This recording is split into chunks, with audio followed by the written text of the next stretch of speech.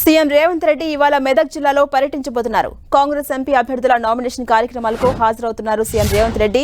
ఇవాళ మెదక్ కాంగ్రెస్ ఎంపీ అభ్యర్థి నీలం మధు నామినేషన్ కార్యక్రమంలో పాల్గొంటారు.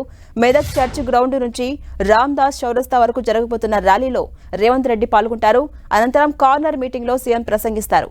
మే 13 వరకు 50 బహిరంగ సభలు, ర్యాలీలు నిర్వహించేలా కాంగ్రెస్ ప్లాన్ చేసింది. ప్రచారంలో భాగంగా రోజు 2 నియోజకవర్గాల్లో సీఎం సభలు, ర్యాలీల్లో పాల్గొనేలా హస్తం పార్టీ హైకమాండ్ ప్లాన్ చేస్తోంది. ఇందులో భాగంగా ఇవాళ సీఎం రేవంత్ రెడ్డి మెదక్ నియోజకవర్గాన్ని కవర్ చేయబోతున్నారు.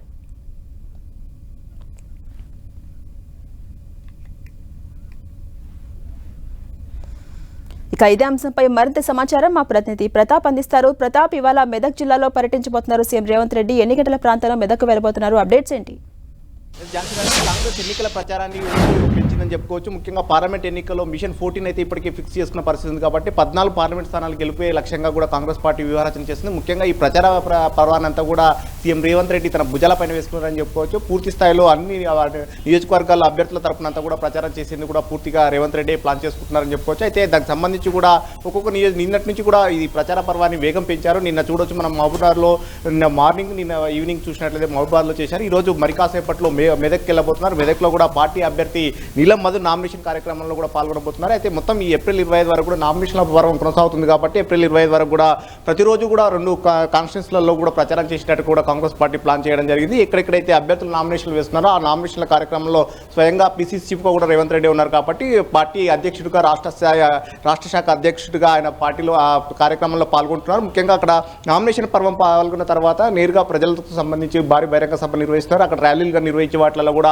పార్టిసిపేట్ చేస్తూ కూడా రేవంత్ రెడ్డి కార్యకర్తల్లో జోష్ నింపే ప్రయత్నం చేస్తున్నారు. ఇట్లా ఇది ఖచ్చితంగా 14 ఖచ్చితంగా 14 సీట్లు గెలిపే లక్ష్యంగా కూడా కాంగ్రెస్ పార్టీ విరోచన చేస్తుందని చెప్పుకోవచ్చు. ఏఐసీసీ విడుదల చేసిన మేనిఫెస్టో ఏదైతే ఉందో పాంచ్ న్యాయ్, అదేవిధంగా 25 గ్యారంటీస్, 25 గ్యారంటీస్ హామీలు ఏవైతే ఉన్నాయో వాటిని అంతా కూడా విస్తృతంగా జనంలోకి తీసుకెళ్లేందుకు కూడా రేవంత్ రెడ్డి ముందుకు తీసుకెళ్తున్నారని చెప్పుకోవచ్చు. మొత్తం మీద ఈ ఎన్నికల ప్రచారానికి సంబంధించి చూసినట్లయితే నిన్నటి నుంచి ప్రారంభం చేసిన ఎన్నికల ప్రచారం మే 11 వరకు, అంటే 13న ఎన్నికలు జరుగుతాయి కాబట్టి 2 రోజుల ముందే ప్రచారానికి సంబంధించి మూసే అవకాశం ఉంది కాబట్టి మే 11 వరకు కూడా ఈ ప్రచార పర్వాన్ని కొనసాగించాలని చెప్పేసి చూస్తున్నారు. మే 11 వరకు కూడా మొత్తం ప్రతి పార్లమెంట్కి సంబంధించి 3 సభలు, ర్యాలీలు నిర్వహించాలని చెప్పేసి నిర్ణయించారు. అందులో భాగంగానే మొత్తం దాదాపు 50 సభలు, ర్యాలీలు చేయాలని చెప్పేసి కాంగ్రెస్ పార్టీ ఆలోచన చేస్తుంది. దానికి తగ్గట్టుగా కూడా ఇప్పటికే వ్యూహరచన చేయడం జరిగింది. ప్రతిరోజు కూడా 2 ఉండేటట్టుగా, ఉదయం 1, సాయంత్రం 1 ఉండేటట్టుగా కూడా ప్లాన్ చేసుకోవడం జరిగింది. మరి కాసేపట్లో మెదక్ వెళ్ళబోతున్నారు. మెదక్లో పార్టీ అభ్యర్థి నీలం మధు కార్యక్రమంలో కూడా అక్కడ పార్టిసిపేట్ చేయబోతున్నారు. అట్లా మొత్తం మీద రేపు చూసినట్లయితే భువనగిరి అభ్యర్థి చామల కిరణ్ కుమార్ రెడ్డి నామినేషన్ కార్యక్రమం ఉంటుంది. భువనగిరి అభ్యర్థి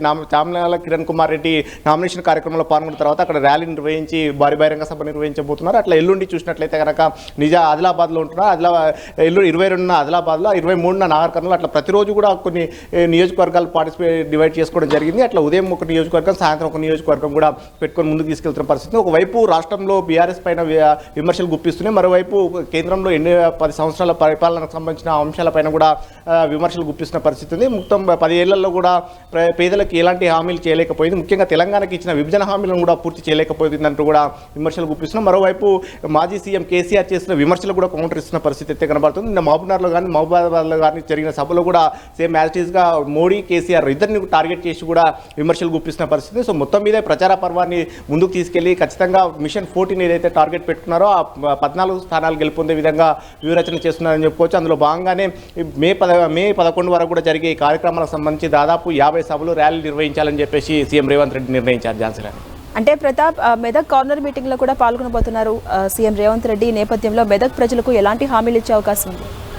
డెఫినెట్గా అక్కడ మెదక్ అనేది ఖచ్చితంగా బీఆర్ఎస్ కంచుకుంటారా అని చెప్పుకోవచ్చు. అక్కడ మాజీ సీఎం కేసీఆర్ సంబంధించిన గతంలో ప్రాతినిధ్యం కూడా వహించారు కాబట్టి దీనికి సంబంధించి కూడా అక్కడ మెదక్ పైన కూడా పూర్తిస్థాయిలో ఫోకస్ పెట్టిరని చెప్పుకోవచ్చు. మెదక్ పార్లమెంట్ పరిధిలో కూడా చూసినట్లయితే కేవలం కాంగ్రెస్ పార్టీ ఒకే ఒక అసెంబ్లీ సెగ్మెంట్ గెలిచింది, మెదక్ అసెంబ్లీ సెగ్మెంట్ గెలిచింది. మిగతా అసెంబ్లీ సెగ్మెంట్ అంతా కూడా బీఆర్ఎస్ చేతిలో ఉన్నాయి కాబట్టి ఖచ్చితంగా అక్కడ కాంగ్రెస్ పార్టీ గెలవాలని చెప్పేసి చాలా కృతనిశ్చయంతో ఉందని చెప్పుకోవచ్చు. అందుకు అనుగుణంగా నీలం మధుకు సంబంధించిన అభ్యర్థి ప్రచారాన్ని పూర్తిగా రేవంత్ రెడ్డి తన భుజస్కంధాలపైన వేసుకున్నారు. అందులో భాగంగానే మెదక్ హామీలకు సంబంధించి కూడా వాళ్ళ అంశాలకు ఏవైతే ఉన్నాయో పెండింగ్లో ఉన్నాయో వాటిని అన్నిటి కూడా హామీలు గుప్పించే అవకాశం ఉంటుంది. ఆ పెండింగ్లో ఉన్న ఆ సమస్యలతో పాటు నియోజకవర్గానికి ఈ 5 ఏళ్లలో ప్రభుత్వం కాంగ్రెస్ ప్రభుత్వమే ఉంది కాబట్టి ఎలాంటి హామీలు చేయబోతుంది, ఎలాంటి ప్రజలకు మేలు చేసే అంశాలన్నిటి కూడా వివరించే అవకాశం ఉంటుంది. ముఖ్యంగా ఈ 4.5 అంటే ఈ 5 ఏళ్ళు కాబట్టి కాంగ్రెస్ పార్టీ రాష్ట్రంలో అధికారంలో ఉంటుంది కాబట్టి దీనికి సంబంధించిన అంశాన్ని ఇప్పటికే 6 గ్యారంటీస్ చెప్పారు కాబట్టి వీటితో పాటు మిగతా అంశాల హామీలకు సంబంధించి కూడా హామీల వర్షం కురిపిస్తూ ఉన్నారు. ఆయా ప్రాంతాలకు సంబంధించి వెళ్ళినప్పుడు కూడా గతంలో పెండింగ్లో ఉన్న అంశాలన్నిటి కూడా ప్రస్తావిస్తూ వాటిని పరిష్కరించే విధంగా కూడా ముందుకెళ్తామంటున్నారు. సో మొత్తం మీద మెదక్ సంబంధించిన అంశాలు ఏవైతే ఉన్నాయో వాటిని